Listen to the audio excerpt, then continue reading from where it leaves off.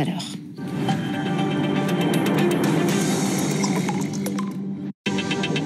La disparition de Michel Hidalgo, l'ancien sélectionneur de l'équipe de France, est mort chez lui à Marseille. Il était âgé de 87 ans. Michel Hidalgo a écrit les plus belles pages de l'histoire du foot français avec un titre de champion d'Europe en 1984. L'époque Platini et Giresse. Très ému, Alain Giresse sur France Info parle d'un homme qui était un vrai amoureux, un passionné du football.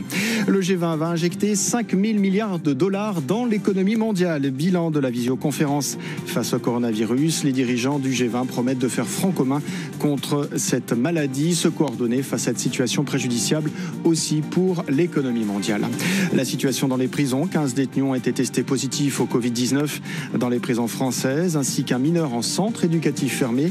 Selon le ministère de la Justice, les détenus sont tous isolés. Dès hier, Emmanuel Macron promettait une prime exceptionnelle aux soignants ainsi qu'à l'ensemble des fonctionnaires mobilisés. Il promet également un plan d'investissement massif pour l'hôpital en France.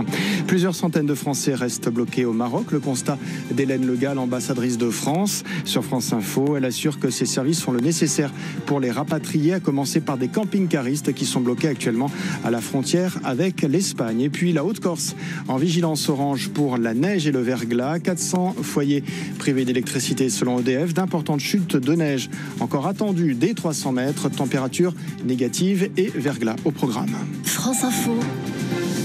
Et tout est plus clair.